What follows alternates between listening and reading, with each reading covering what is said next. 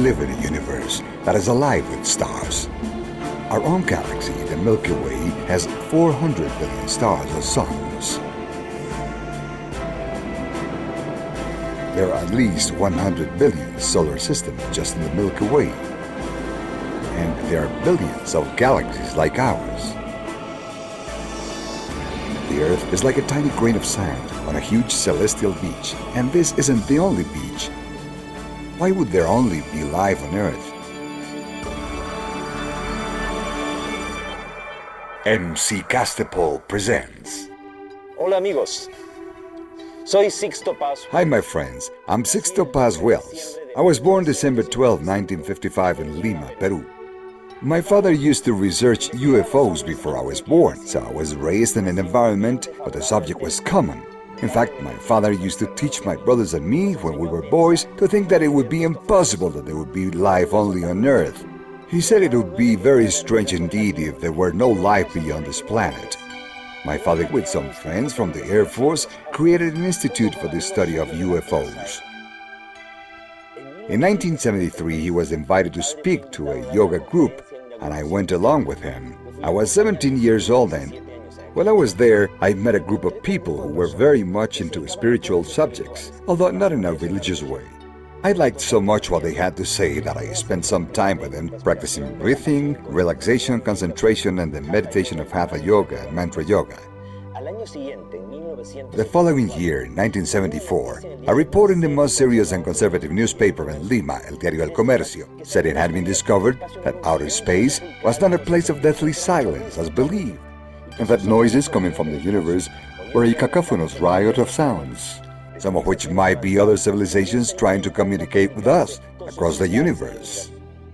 This interesting report made my father invite Dr. Victor Yáñez from the police hospital in Lima, who held a high degree in masonry and was a member of the Theosophic Society, to lecture on telepathy, or transmission of thoughts across long distances.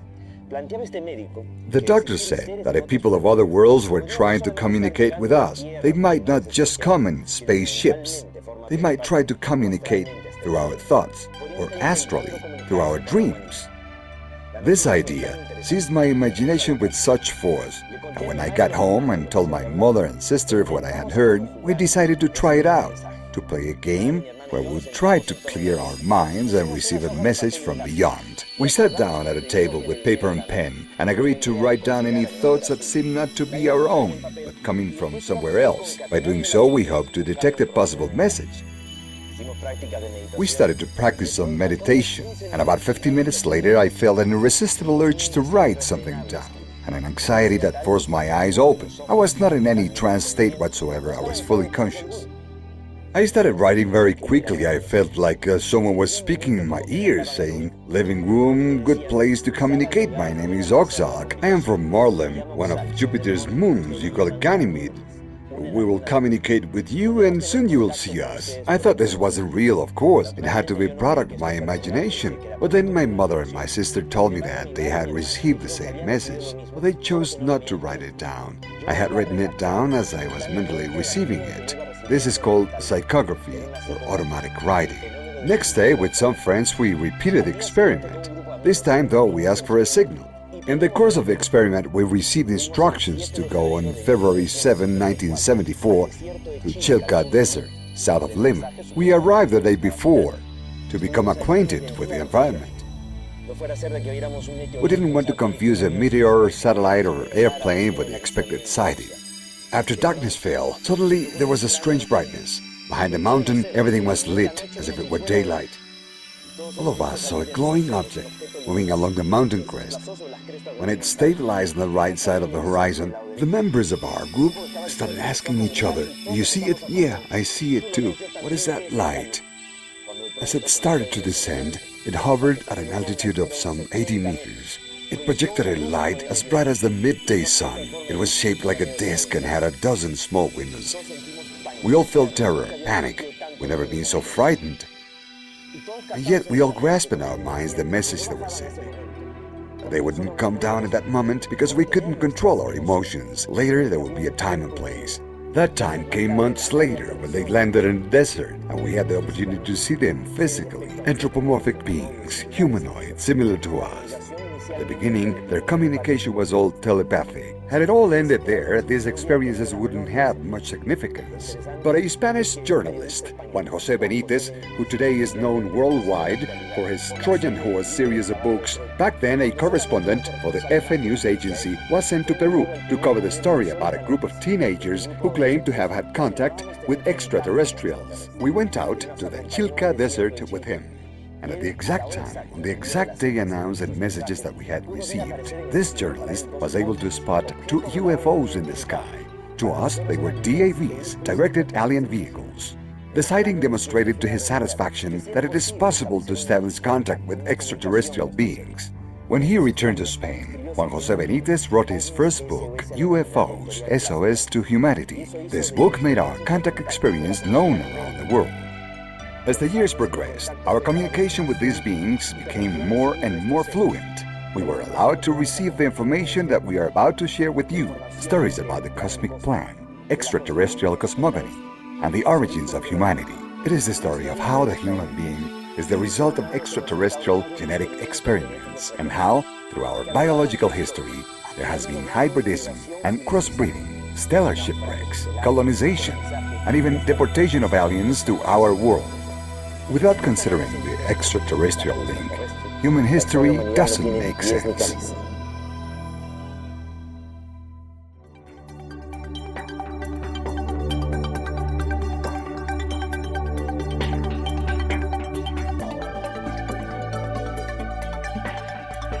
UFOs, our extraterrestrial past, the cosmic plan.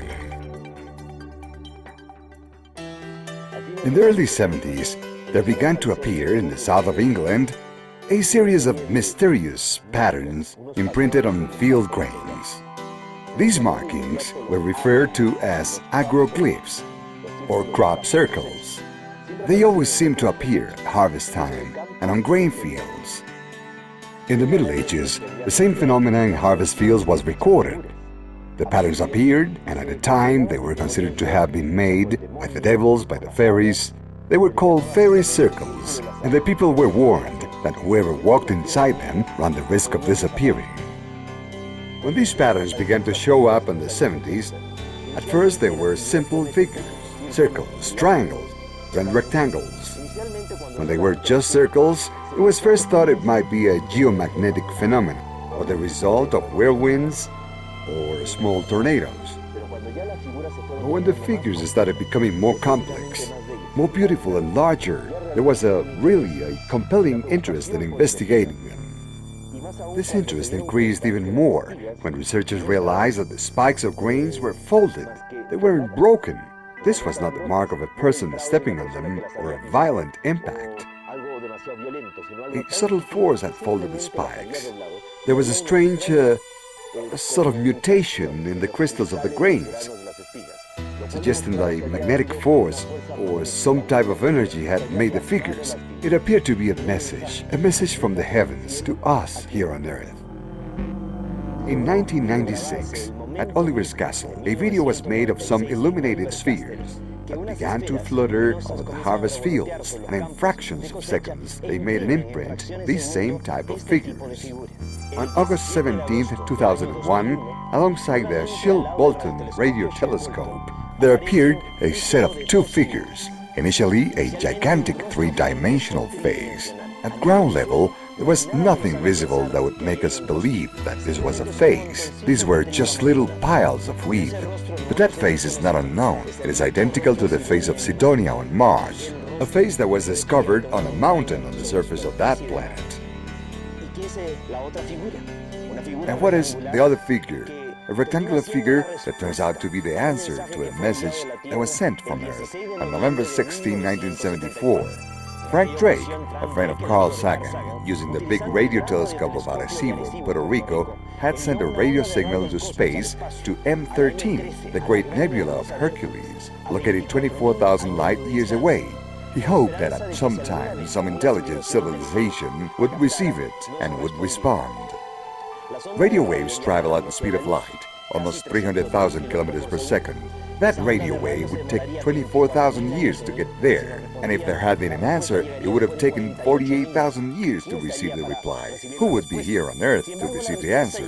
Nevertheless, the answer didn't take 48,000 years, but only 27 years, and not through radio waves, but through imprints on fields of grain. From the figure, it can be seen clearly that these beings are familiar with the elements of communications that exist here on Earth. In this case, the universal language of numbers, of mathematics. They also knew our components of life. According to the genetic code, there are variations on the father's side. It is mutated or changed. This suggests that they are a sort of transgenic beings, or we are a variation to them. The average height of these beings, at least the ones that appear in this design, is 120 centimeters, small with a big head, like many similar beings that have been observed in different parts of our world. In terms of location in their solar system, counting from their sun, they would be occupying the third and fourth orbits and the moons of the fifth planet. But if we look very carefully, they have 9 planets around their sun, a significant coincidence with our own solar system. Perhaps they are not answering from outside our solar system, but from inside, with bases on Mars, Earth, and the moons of Jupiter. Their means of communications is obviously not a radio telescope. That would be a very primitive form of communication for them. The form in this case is the same concentric and tangential circles that appear 1 year before year 2000 at the same place. This shows that in order to communicate with us, these beings had traveled through time and space, through cosmic folds, through interdimensional gates. They could do this because they mastered space and time.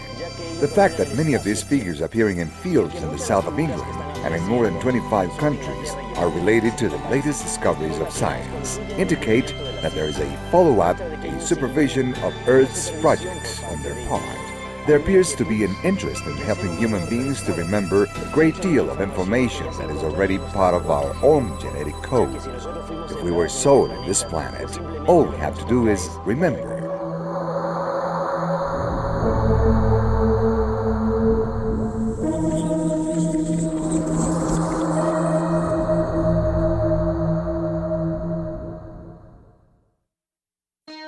Little by little, scientists have been discovering that there are multiple dimensions, that we are multidimensional beings. We live in a material universe of 7 dimensions, and to act in this material universe, we have 7 bodies. One of them is the dense physical body. Then there is the astral body, which is the one of the emotions and desires, joined to the physical body through an energy umbilical cord known as the silver cord, which is broken when a person dies. The third vehicle is the lower mind, which is the one of the character and personality. When a person dies, the physical body dies, the astral body dies, and the character and personality die along with them. The fourth vehicle is the superior mind, the entity with our psychic faculties, our extrasensory capacity. The fifth vehicle is the soul, the gathering place of our experience in past lives. The sixth vehicle is the spirit, which is our consciousness. The seventh vehicle is the essence. There are 7 bodies to act in the 7 dimensions of this material universe. Beyond the 7th dimension, like music in a superior octave, there is a universe parallel to this one, not a material one, but a mental universe, and the beings that originate there are the ones we know as angels, archangels, thrones, principalities, cherubs, seraphim, powers, dominations. That mental universe corresponds to the 8th, 9th, and 10th dimensions, and beyond those, starting in the 11th dimension, there would be a 3rd universe that is spiritual. The spiritual universe would have created the mental universe. The mental universe would have created the material universe. So God would not have created us directly, but through intermediate hierarchies, acting through a group of ultra-terrestrial beings, beings from the mental universe, which we know as Jello, the shining ones, the sons of God. The first civilization to emerge from this last creation had a very auspicious development. In a short time, they advanced a great deal, and they passed very quickly from the first dimension to the second, from the second to the third, and from the third to the 4th dimension of consciousness, which means that as these beings evolved, they were helping other civilizations to evolve. But for those at the head, there came a moment when they became stuck in their own evolution. All of a sudden, Those who were in the fifth and sixth dimensions were not able to continue to advance and make evolutionary progress. Why? The first three vehicles, the physical body, the astral body, and the lower mind, constitute what we know as the material consciousness plane. They connect us through the material plane with the material universe of 7 dimensions. The superior mind, the soul, and the spirit constitute the plane of mental consciousness and connect us through mental consciousness to the mental universe, and with the 3 dimensions of the mental universe, the 8th, 9th, and 10th dimensions. And the 7th vehicle, which we could also divide into 3, will, wisdom, and love, connects us through the spiritual plane with the spiritual universe, which would be the 11th and up. Those civilizations that have reached the 3rd, 4th, 5th, and 6th dimensions of consciousness not only have evolved on the material plane, but also at the level of mental consciousness. They have had a great mental development, but they have become stuck there.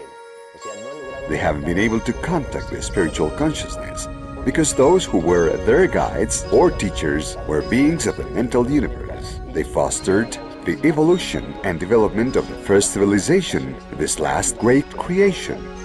So if the pattern and source of reference of the teachings had some limitations, these limitations become evident in the evolutionary development of civilizations. Their evolution process stopped. During the contact experience, the extraterrestrials related how a cosmic gathering had taken place, in which the ultra-terrestrial beings of the mental universe and the Jelle, the creator parents, engaged in a dialogue in order to discuss what mistakes had been made during this last creation. Lucifer, or Luzbel, a very elevated entity of the mental universe, suggested that the mistake was that the evolutionary process was too easy for them, and perhaps not having created the necessary conditions to have an opposition force strong enough to demand maximum effort from these civilizations while they were developing. Lucifer suggested introducing dissociative entities from the mental universe into the material plane to act as demons, making the evolutionary process very difficult. This would re-establish the original rules. But Lucifer thought that they should work with those civilizations that had already been guided by them, and which they had acted directly upon. Those civilizations that were already in the 5th and 6th dimensions of consciousness, and were very close to reaching the 7th dimension, and were about to connect with the creator force. But the other ultra-terrestrials disagreed, saying it was like changing the rules of the game. Just as if we had a son in a military boarding school with rigid discipline. Just 1 year short of his graduation, we put him in a mixed school that is not a boarding school and has no rigid discipline. There is a high probability that he would fail. So these ultra-terrestrials said, you can't change the rules of the game for those already in the advanced stage. And these entities suggested working instead with new civilizations, civilizations that were just getting started. But there were also opinions that it wasn't fair either to vary the rules governing those civilizations. So the final decision was to work with civilizations that had never existed, with planets that had never developed. One of those chosen planets was the Earth. Why? Because according to the extraterrestrials, 1.2 billion years ago, a meteor shower extinguished life on planet Earth. Our world, being a dead planet, a planet with no future, would permit hosting this experiment, along with 7 additional planets. A group of extraterrestrial civilizations received authorization from cosmic hierarchies of beings of other dimensions to travel a long time in space and arrive on Earth before the Earth died, and stop the planet from dying by creating for the Earth a paradoxical alternate time. Let's imagine for an instant that time in the universe is like an ascending spiral, and in one of the curves of the spiral, the Earth died, but the universe continued. So a group of civilizations that is able to travel through space and time, through cosmic folds and multidimensional gates, arrives on Earth and stops the Earth from dying.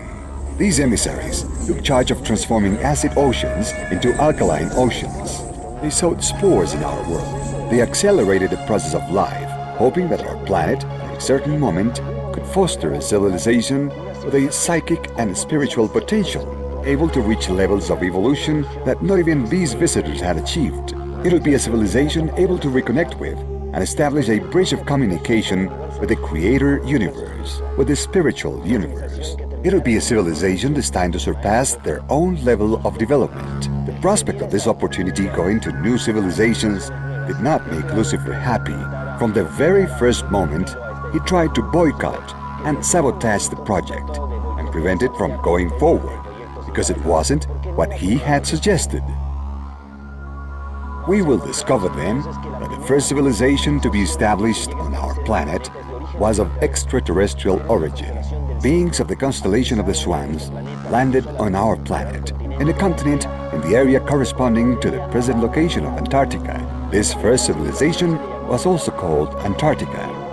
Later on, other beings arrived in what corresponds to the Mesozoic era, or secondary era, and they installed themselves in the upper part of northern Europe, in what became the Hyperborean civilization, the upper north. These beings coexisted with an unstable and violent environment, dominated by dinosaurs. They performed genetic manipulation as part of their mission, but then, 65 million years ago, without them being able to stop it, a meteor shower took place. That was a terrible disaster.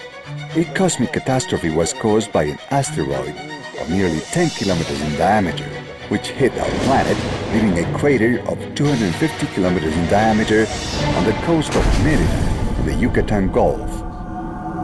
The impact produced an expansive wave so violent that it wiped out a large proportion of the dinosaurs.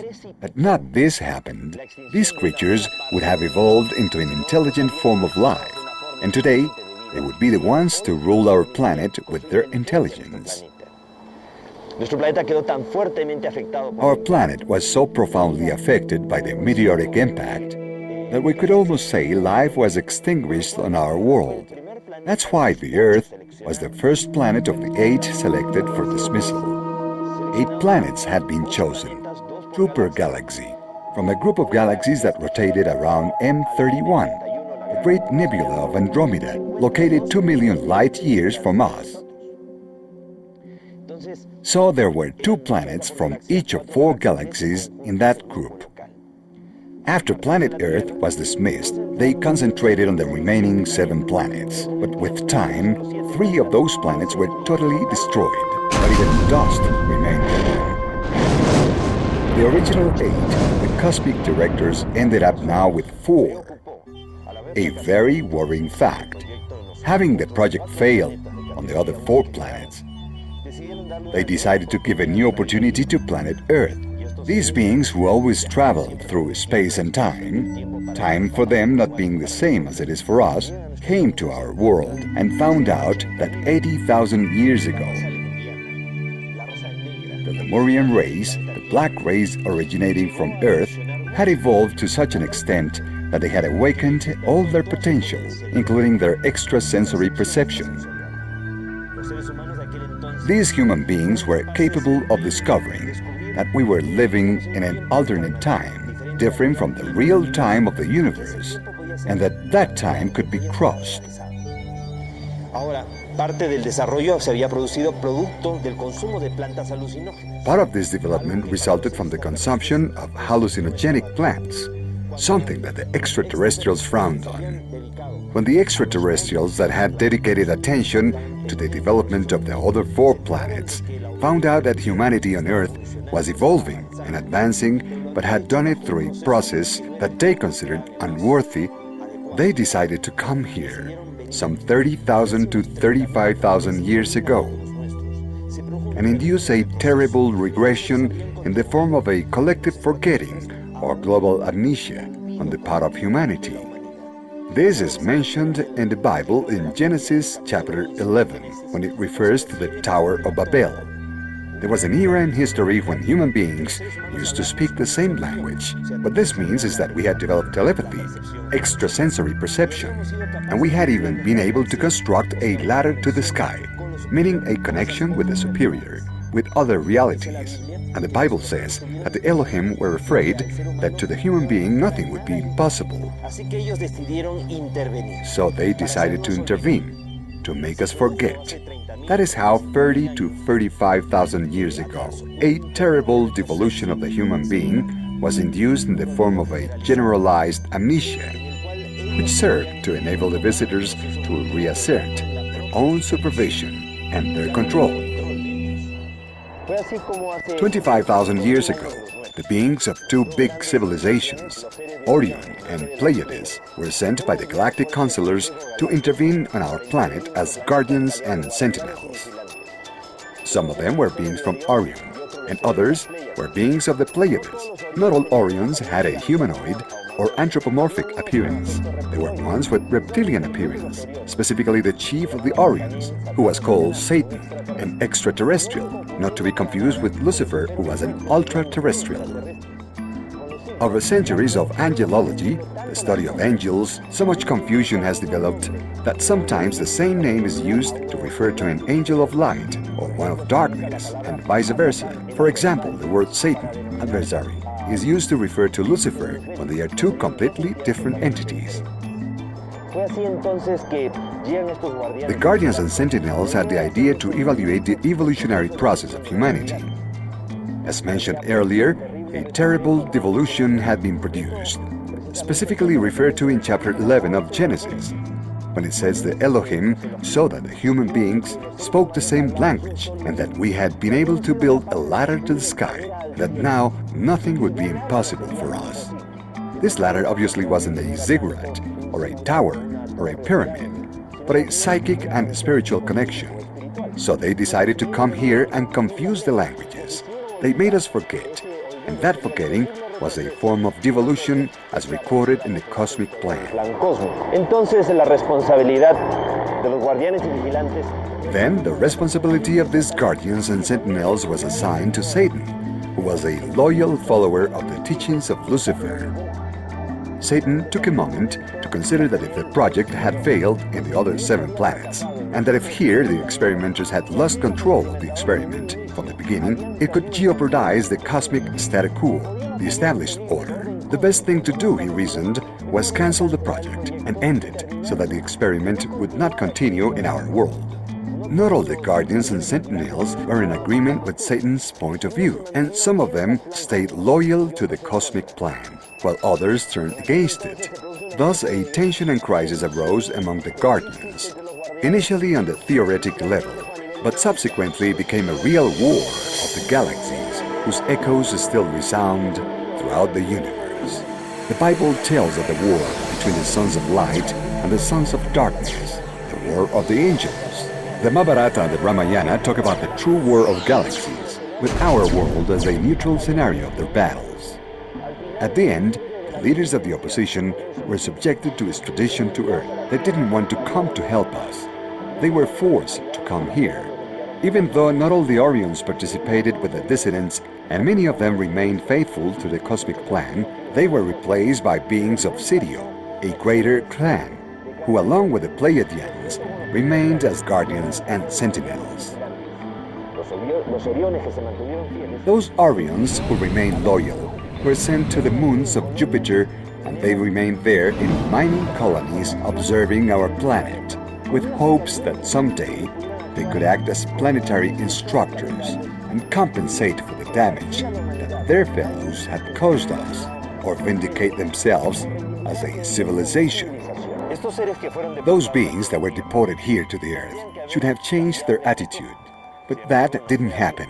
From the very first moment, they declared war to the death against humanity, and they tried to keep the cosmic plan from proceeding, so that humanity would not reach a level of evolution that they didn't want, or that they feared that the humans could achieve. They constituted a secret world government, fearsome and negative. These satanic forces started to conspire terribly against humanity. Being accustomed to living for thousands of years outside our world, they prematurely became old and died, becoming trapped in a fourth dimension here on our planet. Throughout history, they have influenced many human beings, persons with weak character and weak will.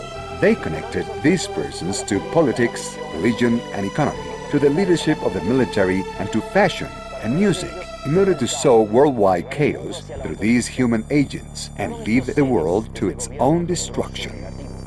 The extraterrestrial beings of this terrifying and negative planetary regime are the ones who also somehow had influence over the Pleiadians to commit the serious transgression of having sexual relations with human beings on Earth. It was Semyasis, the boss of the 200 Pleiadians, who had sexual contact with the human beings. This is mentioned in Genesis chapter 6, when it says, "When the men started populating the earth and producing children, and the sons of God, the angels of heaven, seeing before their eyes that the daughters of men were beautiful, took as many as they wanted, and with them they procreated the ancient heroes of the past." That is how these 200 extraterrestrials had sexual contact and produced hybrids, mestizos, and were reunited in a group of 10 islands, the largest of them, Dundle Island, in the Atlantic Ocean. There they established their capital in Poseidon and Sophoseitopolis. As Plato mentions in his dialogues, Critias and Timaeus, as well as in the Republic. Such was the knowledge and technology received from the extraterrestrials by the Atlanteans that it allowed them to develop large experimentation labs. They manipulated the brains of dolphins and whales, contributing to the advancement of these two creatures. They also allowed the Atlanteans to travel beyond our world, toward the stars.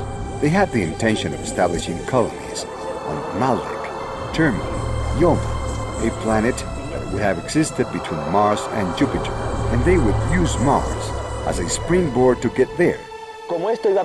Because this would permit the Atlanteans to get far away from the evolutionary process of their planet and wouldn't affect it. They were allowed to pursue it. This is why we found a huge phase on Mars, discovered in 1976 by Viking 1 and Viking 2 in the Sidonia zone. Pyramids were also discovered in the Liceo zone, of what appeared to be ruins of large cities in the Utopia zone. The Atlanteans coexisted underground on Mars with the Martian race that would have received the Atlanteans with curiosity. The technology these Martians received and the great advancement developed by the Atlanteans led to the gradual decimation of the Martian civilization. It also attracted an asteroid of erratic orbit called in those times Marduk.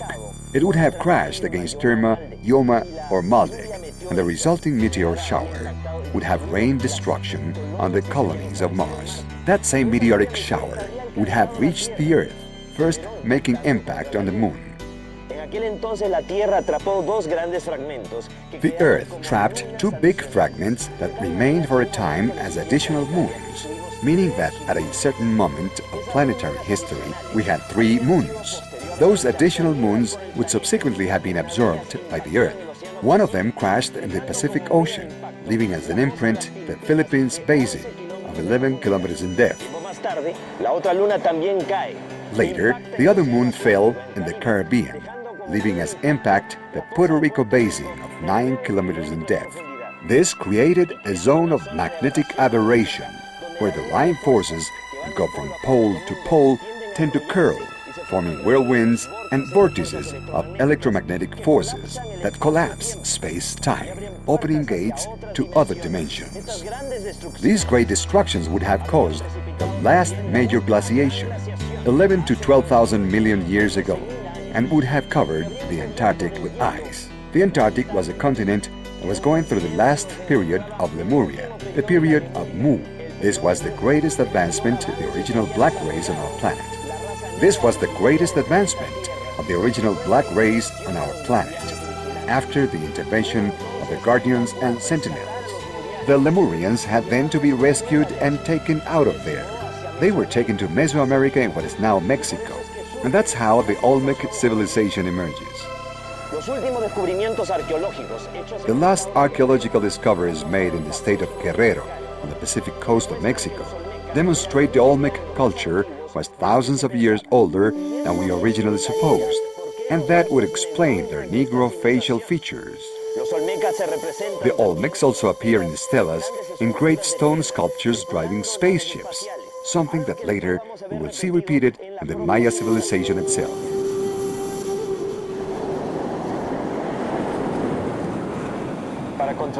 To counteract the nefarious effect of all these negative influences, 32 beings from 32 different civilizations were sent to Earth and landed in the desert of Gobi in Mongolia and founded the mythical Shambhala, the capital of the Dagartha kingdom of the extraterrestrial world.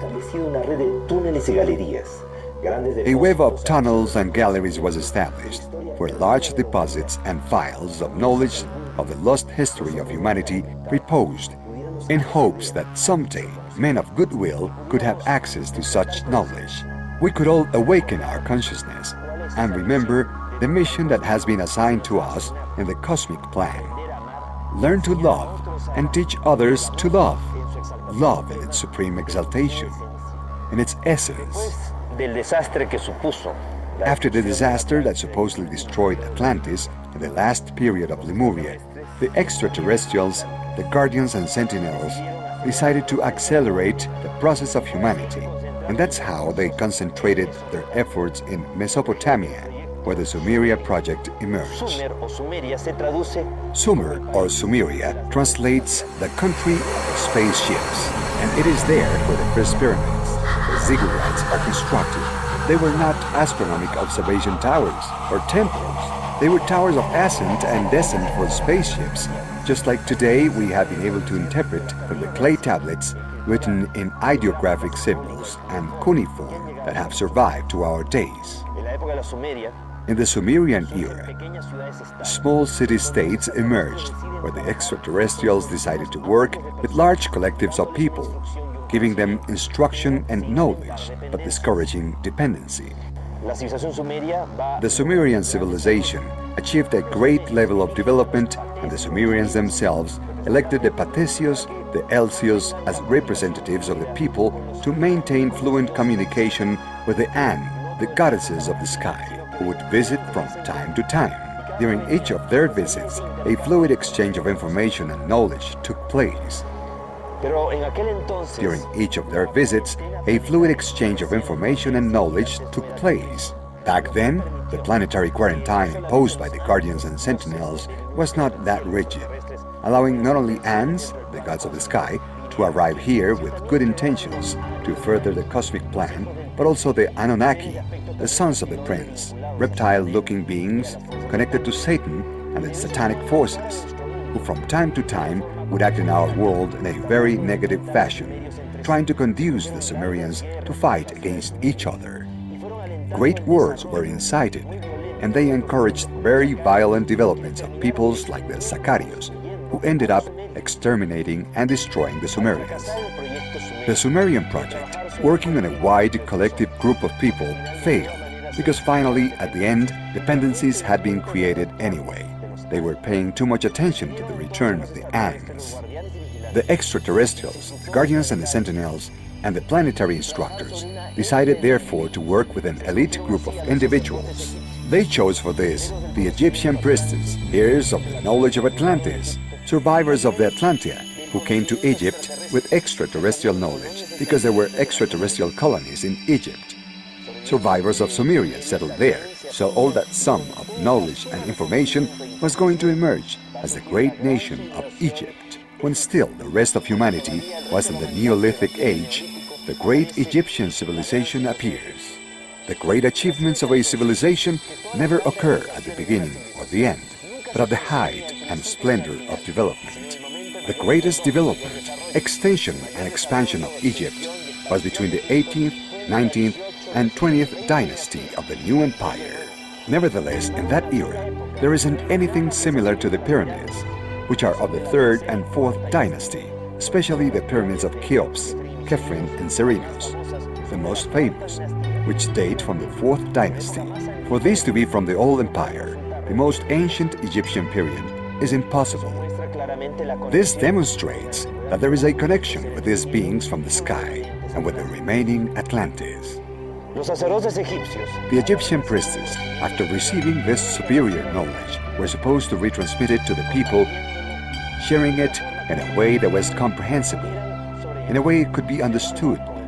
Nevertheless, with time, the priestess, instead of sharing it with others, kept it for themselves, for self-education, and when initiating others, they didn't share all they knew, maybe because they considered that the others weren't worthy, or because they didn't want them to replace them in their work. The knowledge consequently started to become diluted, and it reached a point when knowledge was lost.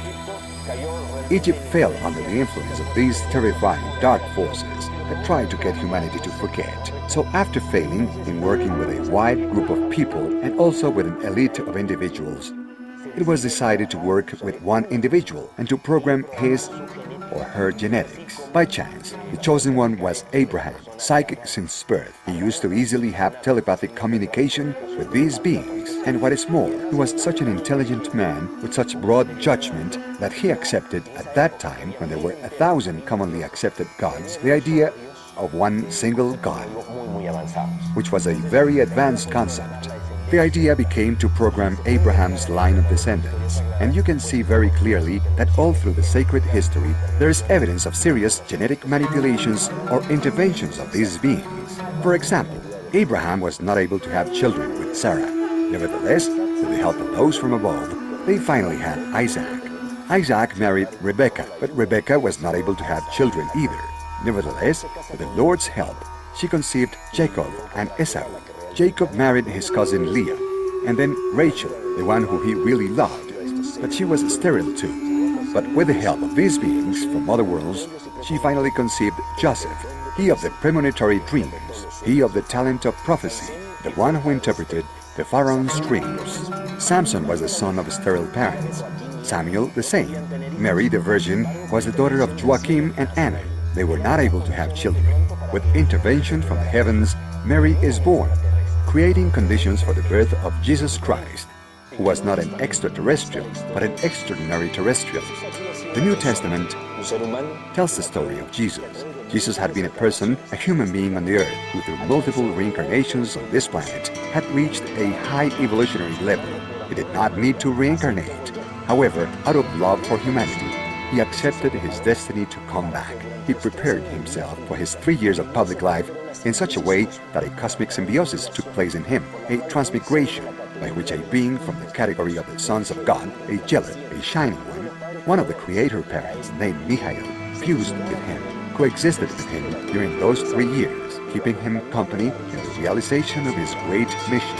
What did this great mission consist of? Specifically to teach humanity that love is the strongest force in the universe, capable of overcoming everything and transforming everything, including overcoming death, understanding love as respect, tolerance, and forgiveness among human beings.